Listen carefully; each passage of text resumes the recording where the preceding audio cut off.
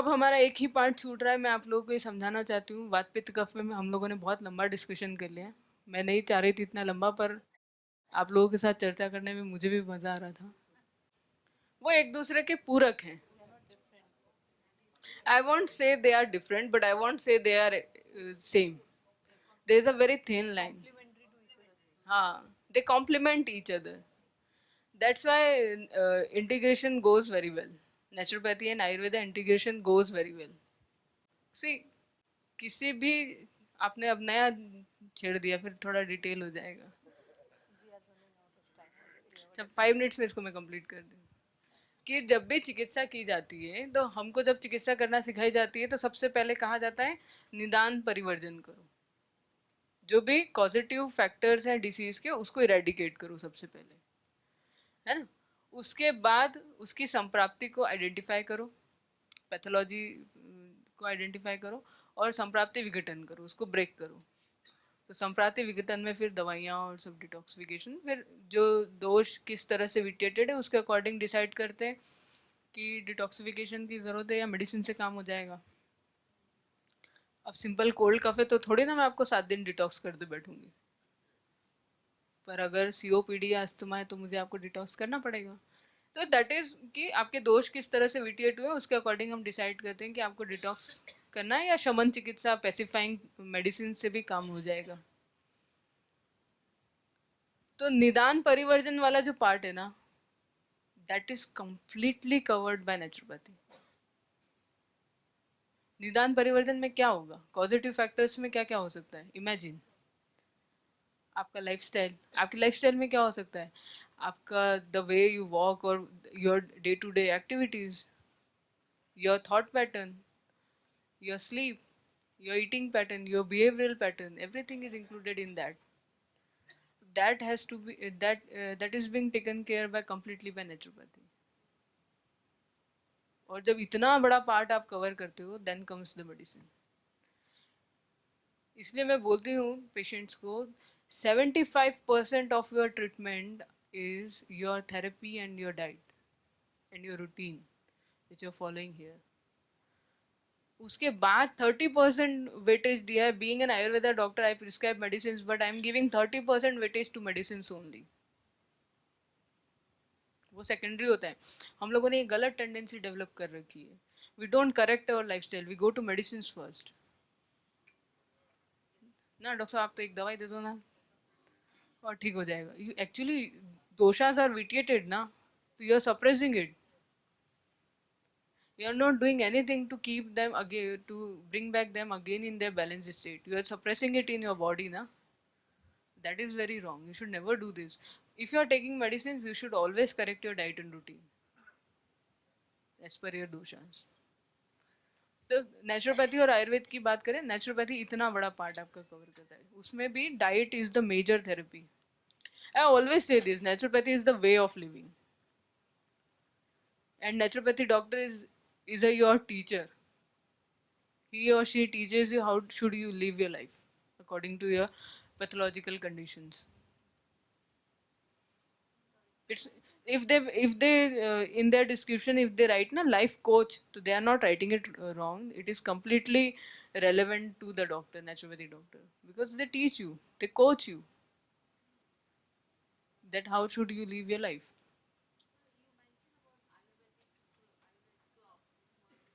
How the next thing is that only we'll discuss on that.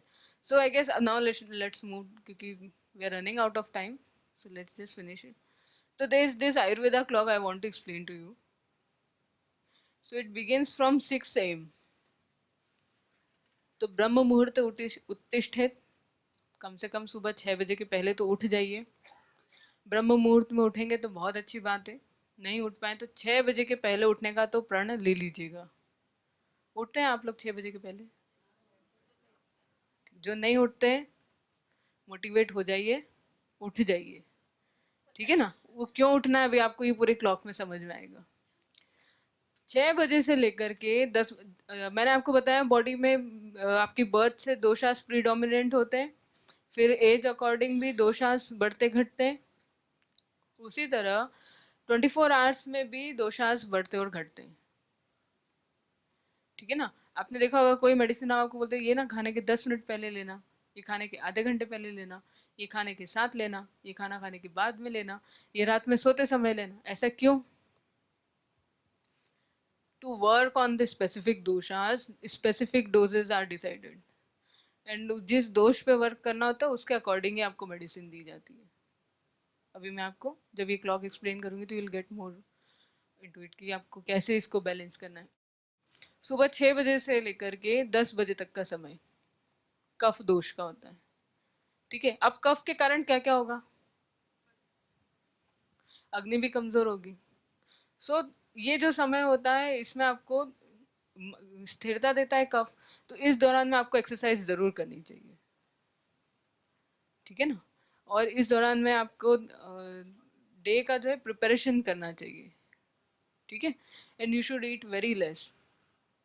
Allopathy का concept बहुत different है। दे से कि you should do breakfast like a king, you should never do breakfast like a king. From 10 a.m. to 2 p.m. is the time of pith. This is when you should actually have your lunch. आप अगर थोड़ा सा पुराने समय में जाएंगे ना, एक आपकी भी एक जनरेशन और पीछे, तो लोग 10 बजे भोजन कर लेते थे। पित्त का काल जैसे ही स्टार्ट हुआ उन्होंने लंच कर लेना है, और पूरे पित्त के काल में अच्छे से उनके फूड का जो है डाइजेशन होता था। और सुबह उठते ना तो उठते ही सबसे पहले खेत पे जाते थे दौरा करने, तो वो फिजिकल एक्टिविटी उनकी अच्छी होती थी, क्योंकि फिजिकल वर्क बहुत ज़्यादा था। तो उस दौरान ये सब काम करके घर आकर के अपना स्नान ध्यान करके 10 बजे आपको फर्स्ट मील आपका ले लेना है। अगर आप ब्रेकफास्ट करते हैं तो you should take light breakfast. Specially kapha prakriti जिनका है वो तो उनको तो बहुत हल्का भोजन करना चाहिए। तो फिर पित्त का जो टाइम होता है, आप देखेंगे जितने भी गवर्नमेंट इंस्टीट्यूशंस हैं या जहाँ भी एडमिनिस्ट्रेटिव सर्विसेज हैं, जिन लोगों की फैमिली में कोई लोग होंगे तो वो लोग ज़्यादा रिलेट करके देख पाएंगे कि 10 से 2 का जो समय होता है, इसको 3 बजे तक स्ट्रेच करते हैं। तो ये जो समय होता है इसमें सबसे ज़्यादा डिसीजन मेकिंग होती है किसी भी इंस्टीट्यूशन में। सेकेंड हाफ में सब रिलैक्स रहते हैं। ये जो काल होता है ये लीडरशिप का होता है, ये एक्शन लेने का होता है, डिसीजन मेकिंग का होता है, और इसी समय आपको अपना सबसे हैवी मील लेना चाहिए। तो 10 से 2 के बीच में ये जो समय पित्त का, तो ऐसा नहीं करना कि 2 बजे कर रहे हो। डॉक्टर साहब ने बोला 2 बजे तक पित्त है तो हमने तो 2 बजे खाना खाया। Because it will be followed by kapha ना। Don't do that. Try to take your lunch by 10, 11, 11:30. That will be the perfect time for your lunch. So that it gets, पित्त gets the time ना। अब पित्त का काल है, अब imagine करो 10 से 2 पित्त का काल है, आपने भोजन किया, भोजन के बाद स्वाभाविक रूप से कफ दोष बढ़ता है। पित्त के काल में कफ दोष कितना बढ़ेगा? ज़्यादा नहीं बढ़ सकेगा ना, क्योंकि पित्त का काल है तो ऊष्मा अधिक रहेगी। वही भोजन अगर आपने जाकर के 2 बजे के बाद किया, 3 बजे, कफ के काल में आपने भोजन किया, भोजन करने के बाद में भी कफ बढ़ना है, तो जो खाना खाने के बाद आपको कफ होता है ना, that is because of that. क्योंकि भोजन के बाद स्वाभाविक रूप से कफ बढ़ रहा है, और कफ के काल में भोजन कर रहे हैं तो अग्नि मंद हो चुकी है, मेटाबॉलिज्म अब स्लो होने जा रहा है आपका, और अब आप खाना खा रहे हो, अब आप बोले नहीं नहीं उठो उठो इसको पचाओ, that is wrong. You should always take your meal around 10 to 11 so that you get that your digestive system gets the time to digest it properly. फिर आता है दो से लेकर के 6 बजे तक का टाइम, 2 PM to 6 PM। तो 6 PM पे आपका लास्ट मील हो जाना चाहिए। ठीक है, और वो भी बहुत लाइट, क्योंकि वात का काल है। अब देखो वात गति देता है, इट इज ऑफ वात। कफ कफ टाइम इज फॉलोड बाय पित्त एंड पित्त इज देन फॉलोड बाय वात दोषा, एक एक करके सबकी बारी आती है। तो जब बात का समय है तो आप कम्युनिकेशन करिए उसमें, है ना, आप प्लानिंग कर सकते हैं उसमें। नेक्स्ट डे का हमको ये प्लानिंग करके फिर ये एग्जीक्यूट करना है, तो उसके लिए मॉर्निंग में रेडी रहना है। पित्त के काल में जितने गवर्नमेंट ऑफिस हैं देखिए 10 बजे खुलते हैं, काम भी वहां पे 10 बजे के, अगर 9 बजे खुलते भी हैं तो 10 बजे के पहले शुरू नहीं होता। वो आपकी नेचुरल टेंडेंसी है ना बॉडी की, you will work more efficiently in this time period. तो 2 to 6 PM is the time for वाद। इसमें क्या होता है, सबसे ज्यादा टी ब्रेक्स होते हैं ऑफिसेज में, क्योंकि लोगों को सोशल बात है ना, सोशलाइज करवाता है आपको, चलो यार बैठ के किसी से बात, उसको एक जगह बैठना पसंद ही नहीं है, उसको सब दूर जा जा के घूमना है, सबसे मिलना है, सबसे बातें करना है, एक जगह पे मन नहीं लगेगा। तो आप सोशलाइज भी उस वक्त सबसे ज्यादा करते हो, और वो टाइम बहुत अच्छा होता है सोशलाइज करने के लिए, क्योंकि आपका वात बड़ा हुआ है, वात का काल है। Then 6 PM to 10 PM is the time of cough again. So that what time is followed by cough again. 6 PM to 10 PM. अब अगर हम डिनर कर रहे हैं तो क्या होगा? You should never eat after sunset. That is why. यहाँ पे आपको कुछ रात में नहीं देते खाने को, देते भी हैं तो दलिया खिचड़ी ही देते हैं। They don't give you chapatis in night. So this is the reason behind it. You should not eat anything in this time period. You should, आपने जो खाया है उसके assimilation का टाइम है, तो you should not eat. आप इसमें you should prepare your body for sleep rather in this time period. 10 PM to 2 AM, this is again the time of पित्त। अब जिन लोगों को इंसोम्निया है ना, वो बहुत रिलेट करेंगे, क्योंकि जब आपको नींद नहीं आती है, कभी भी आपने नोटिस किया होगा, जब नींद नहीं आती है तो आपको नेक्स्ट डे ना गैस्ट्रिक फील होता है। एक तो मन बड़ा उचटा हुआ सा रहता है, बहुत डिस्टर्ब्ड रहते हैं, मेंटली फ्रेश नहीं फील करते बिकॉज ऑफ व्हाट, एंड पित्त ऑल्सो, क्योंकि अगर आप 10 बजे से लेकर के 2 बजे तक में नहीं सोए हैं तो पित्त का काल है, पित्त प्रकोप होगा, वीटिएट होगा। तो जब आप रात में बहुत लेट नाइट सोएंगे 2 बजे के बाद कभी, या वैसे 11 बजे तक सो जाना चाहिए, 10 से 11 के बीच आपको सो जाना चाहिए। उसके बाद अगर आप जाग रहे हैं तो अपना वात और पित्त दोनों आप विटिएट कर रहे हैं, क्योंकि लेट सोएंगे फिर लेट उठेंगे, फिर लेट उठेंगे तो अभी आगे आपको समझ में आएगा उसका क्या आपको नुकसान होता है। ये जो टाइम होता है 10 PM to 2 AM, this is the time of deep sleep, so you should go into deep sleep. 2 AM to 6 AM फिर जो टाइम होता है, ये एलिमिनेशन का टाइम होता है। कितनी बजे उठा देते हैं वेलनेस में?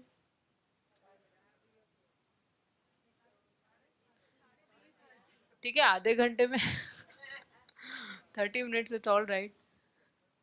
तो ये जो टाइम होता है, ये फिर अगेन वात का समय आ जाता है, 2 AM to 6 AM।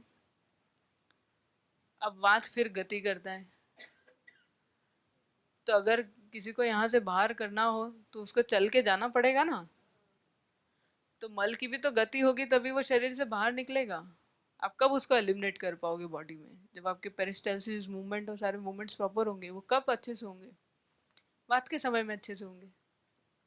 अब आप कफ के समय में उठोगे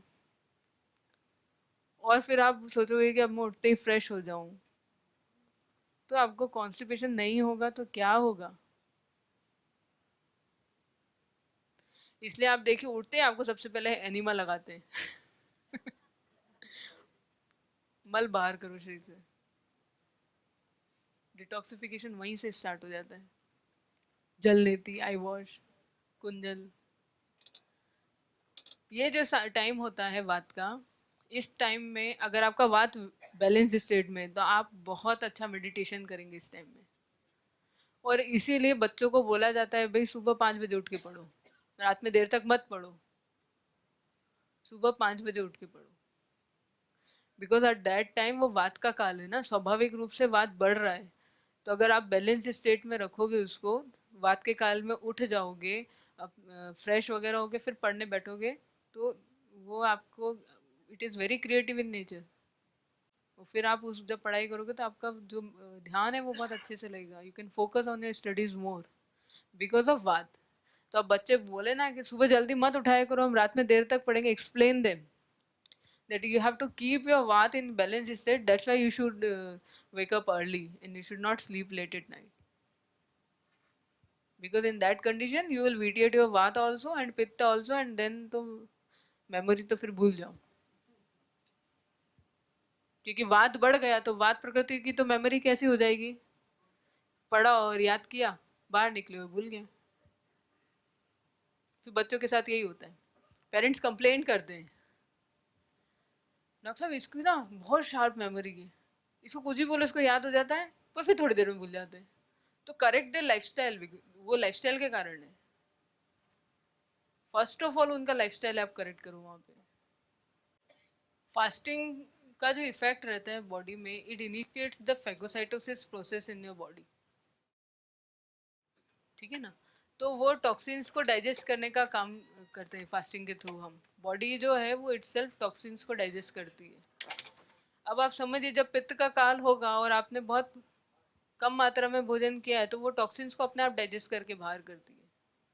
that's why when you do fasting ना 2-3 डेज तो आपको बहुत भूख लगेगी, चिड़चिड़ाहट होगी, कुछ लोगों के तो हाथ और पैर दोनों कांप जाते हैं, है ना। पर after 2-3 days, it happened with me also. I did fasting for 11 days on fruits completely, and I took nothing else. Apple, guava, and pears, only this. I took for 11 days. और उसके साथ में 8 hours का complete duty thorough. तो 2 दिन तो prescription लिखते वक्त मेरे भी हाथ कांप रहे थे। It is the withdrawal, ना? It is the withdrawal. Our mind is prepared in that way. But the third day, I started feeling so good. And on the 11th day, people were asking me, have you gone for some facial treatment? Because my face was very radiant in that time. Toxins nikal gaye the. I was detoxed naturally with the diet only.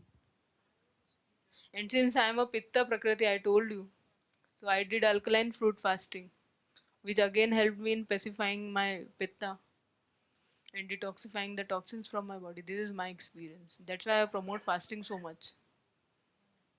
You must always do fasting. आप हफ्ते में you must fast for at least 1 or 2 days in a week.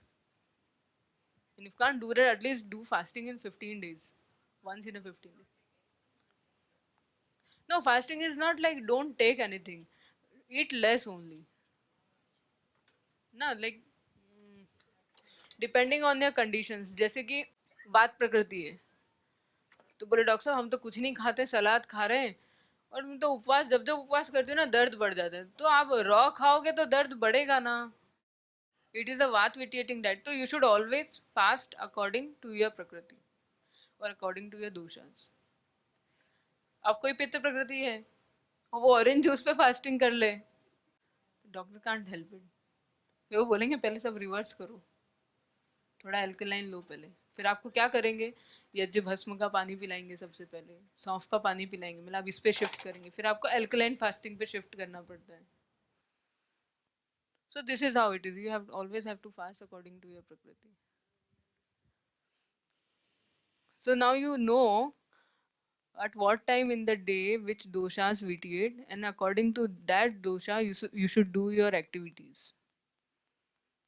and that's according to your, and now you know your about your prakriti also, so you should maintain your lifestyle and your diet according to your prakriti.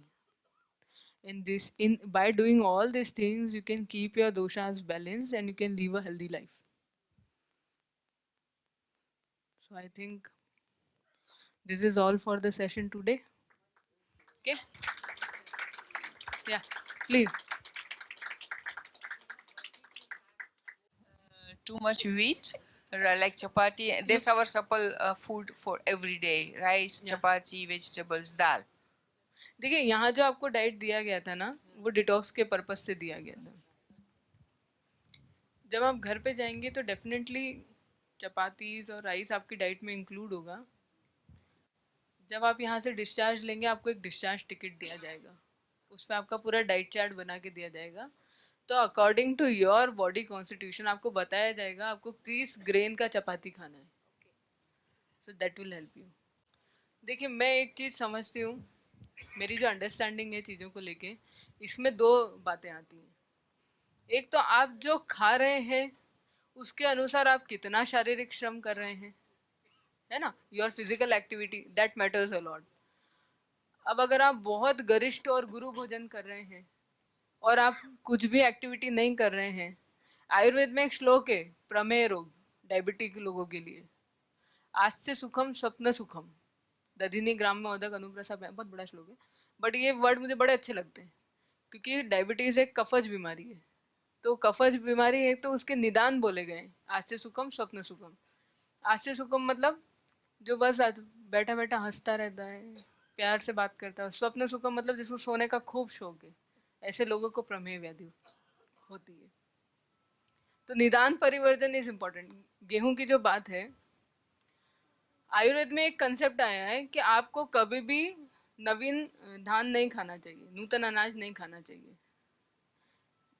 इस साल हुआ है गेहूं, आपने उसको लिया, आप गए, उसको आपने आटा बनवाया और आपने चपाती खाई, तो आपको बीमार होने से कोई नहीं बचा सकता। आपको लाइफस्टाइल डिसीजेस, कफज व्याधियां होंगी, क्योंकि नूतन, even not about, it is not about wheat only, it is about rice also, it is about all kind of grains. फिर उसको बोला गया, अब हमारे पास क्योंकि समय की कमी, वरना हम संस्कार पे भी बात करते हैं कि कैसे किसी भी चीज का संस्कार करने से किसी भी पदार्थ में या द्रव्य में आप उसके गुणों में परिवर्तन कर सकते हैं। तो जब आप कोई भी अनाज लेते हैं, अब आजकल क्या कल्चर प्रमोट हो गया है, हम जाएंगे स्टोर पे, आटे की थैली उठाएंगे, आ जाएंगे, रोटी बनाएंगे, खा लेंगे। वी डोंट नो कि वो मिल में जो आटा बन रहा है उसका अनाज कितना पुराना है। वो अनाज कम से कम 1 साल पुराना होना चाहिए, क्योंकि पड़े पड़े काल के प्रभाव से उसमें गुणांतर धान होते हैं। और वो जो अनाज जो हुआ है, जैसे अभी जो गेहूं हुआ है, अगर ये बहुत गुरु है और क्लेद कारक है स्वभाव का, तो वो बहुत लघु होता है, सुपाच्य हो जाता है। इसलिए पुराने जमाने में लाइफस्टाइल डिसीजेस नहीं थी, because they know how to eat, they knew it ना, दैट्स वाई। हाँ, और मिलेट्स ज्यादा खाए जाते थे।